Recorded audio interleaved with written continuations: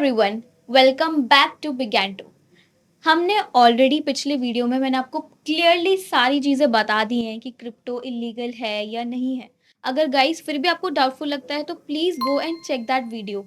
तभी आपको क्रिप्टो में ट्रेडिंग स्टार्ट करनी चाहिए। अगर आपने वीडियो नहीं देखी, आई डोंट फील, और आपको पता ही नहीं है क्रिप्टो के टैक्सेशंस के बारे में, क्या इसमें रेगुलेशंस एंड ऑल, तब आपको क्रिप्टोज में ट्रेड नहीं करनी चाहिए। That's why I am suggesting जल्दी से जाओ, पहले वीडियो देख के आओ, तभी हम अपनी नेक्स्ट सीरीज में आप शुरुआत करना। तो आज की वीडियो में मैं ये कंटिन्यूएशन करने वाली हूँ क्रिप्टो टैक्सेशन के बारे में। तो बेसिकली हमने पिछली वीडियो में ऑलरेडी पढ़ लिया था क्रिप्टो में कि 41% ऑफ टैक्स लगता है और ये कैसे कैसे डिवाइड होता है। तो जाओ पहले वो देखो।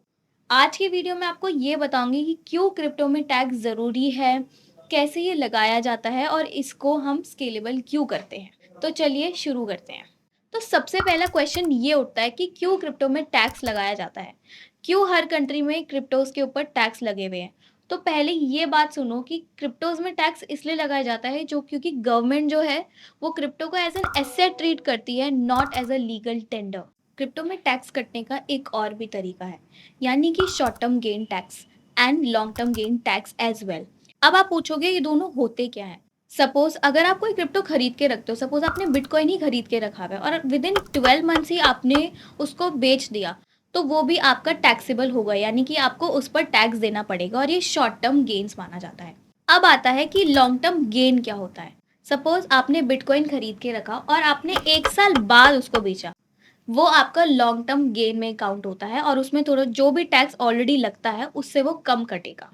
अब मेन क्वेश्चन ये भी आता है कि जो स्टेकिंग, माइनिंग और जो एयर ड्रॉप्स होता है उसमें टैक्स कितना कटता है।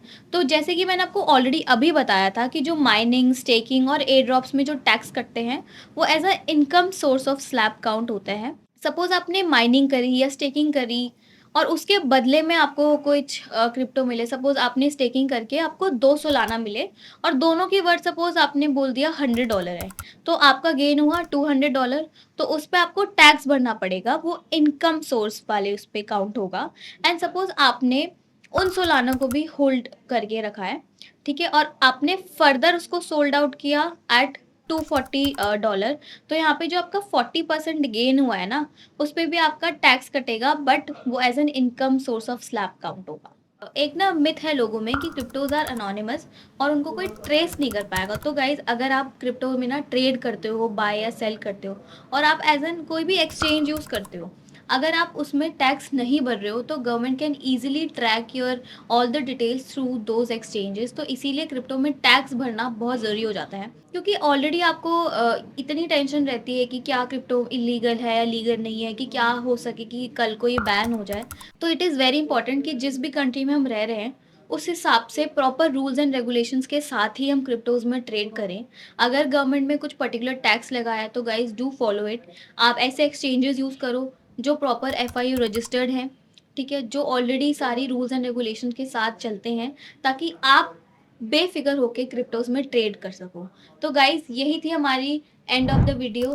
Thanks for watching our channel. And अगर आपको कोई भी डाउट या क्वेरीज हो, अगर आपको और कुछ जानना हो क्रिप्टो टैक्सेशन के बारे में, you can reach out to us in the comment section. Also I have also attach the Google form where you can personally connect with us also. तो guys go watch our videos, like share subscribe भी कर दो and don't forget to press the bell icon.